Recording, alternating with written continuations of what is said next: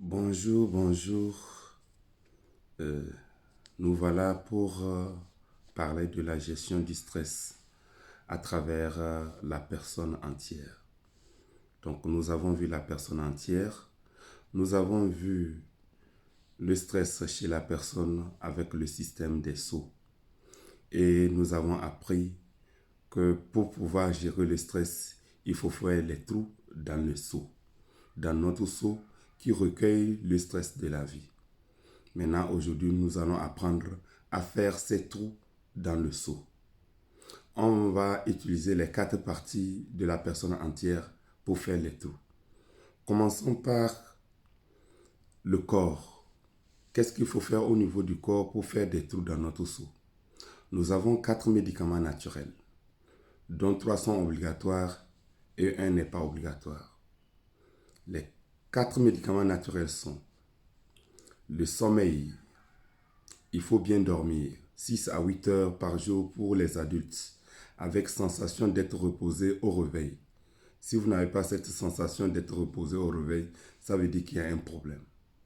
Deuxièmement, il faut boire de l'eau, 2 à 3 litres d'eau par jour. Notre corps est comme un moteur. Un moteur a besoin de l'essence, l'énergie et d'huile à moteur. Ici, l'essence et l'énergie de notre corps, c'est les aliments que nous mangeons. Et maintenant, l'huile à moteur, c'est de l'eau qu'il faut apporter à notre organisme. Troisième médicament, c'est activité physique. Nous devons faire une activité physique, ne pas rester sur place. La marche fait partie des activités physiques les meilleures. Marcher 30 à 45 minutes par jour est une bonne chose pour notre santé. C'est les 3 premiers médicaments obligatoires. Le 4e médicament qui n'est pas obligatoire, mais lorsque vous l'avez, vous faites un trou qui est plus grand que les 3 premiers. C'est faire régulièrement l'amour pour ceux qui ont l'âge de faire l'amour et qui sont dans des conditions de faire l'amour. Donc, la moyenne, c'est 2 à 3 fois par semaine. Et quand vous utilisez ces 4 médicaments naturels, vous faites des trous dans votre seau.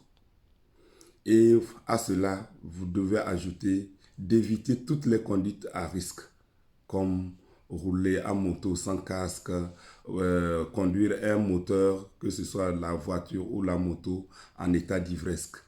Tout ça là, il faudrait éviter. Éviter de consommer les substances psychoactives comme les drogues. Voici au niveau du corps. Maintenant, au niveau de l'âme. Nous avons dit au niveau de l'âme, il y a les pensées, il y a les émotions. Qu'est-ce qu'il faut faire au niveau de l'âme pour faire des trous dans notre seau? Premièrement, nous devons exprimer nos émotions. Quel que soit ce qui se passe, apprenons à exprimer nos émotions. Quand on n'exprime pas nos émotions, à un moment donné, notre couple se déborde et ça se déverse sous forme de colère, sous forme de rage, sous forme de souffrance. On peut exprimer nos émotions soit en parlant, soit en manifestant par notre corps. Deuxièmement, il faut avoir les pensées positives. Les pensées positives, c'est elles qui définissent notre vécu des événements. Là, je vais vous donner ma deuxième phrase qui dit: nous ne sommes pas malades des événements qui nous arrivent, nous sommes malades de ce que nous faisons de ces événements. Tout événement qui arrive dans notre vie est neutre. Je dis bien tout événement qui arrive dans notre vie est neutre. Ce sont les pensées que nous associons à l'événement qui définissent si l'événement est vécu de façon malheureuse ou l'événement est vécu de façon heureuse. Donc, il n'y a pas un événement heureux ni un événement malheureux. Il n'y a pas le mal ou il n'y a pas le bien. C'est ce que nous vivons, les pensées que nous associons à ce qui arrive qui fait qu'on vit quelque chose comme mal ou mauvais. Donc, à partir d'aujourd'hui, faisons le choix de vivre que le côté positif de chaque situation et nous allons voir comment nous allons. Quel que soit ce qui nous arrive, même la mort est toujours neutre. C'est les idées que nous associons à la mort qui font qu'on va être triste, on va pleurer, ou on va être neutre, ou on va être joyeux. Quand on fait ces genres de situations au niveau de l'âme, les trous que nous faisons dans notre seau sont plus grands par rapport à ce que nous avons fait au niveau du corps, sauf faire l'amour. Faire l'amour fait un grand trou par rapport aux autres. Maintenant, au niveau de l'esprit, nous avons dit, au niveau de l'esprit, la culpabilité, qui est le chemin royal qui mène à la souffrance. Donc, naturellement, vous comprenez que pour ne pas souffrir, il suffit de ne jamais se culpabiliser. Pourquoi on ne doit pas se culpabiliser? On se culpabilise pour ce qui est passé. Or, nous tous, nous savons que ce qui est passé est passé. On ne peut jamais revenir en arrière pour modifier ou pour changer quoi que ce soit dans le passé. Personne sur cette terre jusqu'à aujourd'hui ne peut changer le passé. Donc, du coup, nous ne devons pas nous culpabiliser. Mais cela ne veut pas dire que nous ne devons pas reconnaître notre faute ou notre erreur. Parce que une erreur ne se reproduit pas deux fois. Une erreur, c'est une seule fois. Et quand elle se reproduit deux fois, c'est un choix et non une erreur. Donc, quand on se rend compte qu'on a commis une erreur, on ne doit plus la reproduire. Et quand on la reproduit, c'est qu'on a choisi de le faire. Et quoi qu'il en soit, nous devons assumer tous les actes que nous posons. Donc, nous ne devons jamais nous culpabiliser, quel que soit ce qui s'est passé. La vie doit continuer. La vie doit continuer.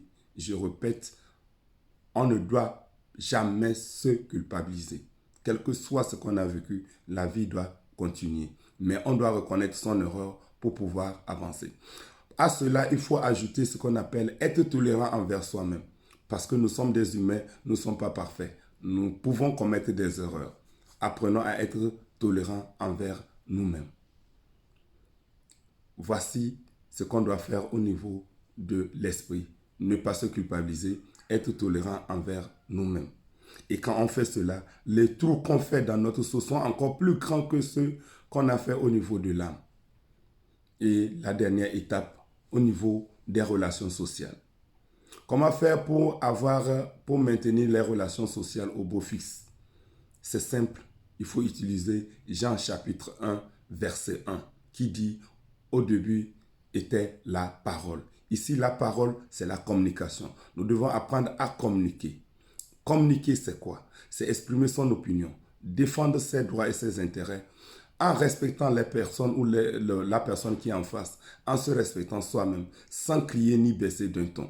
C'est ça la communication. Quelles que soient les circonstances, exprimons notre opinion, défendons nos droits et intérêts en se respectant, en respectant la personne qui est en face, sans crier sur la personne.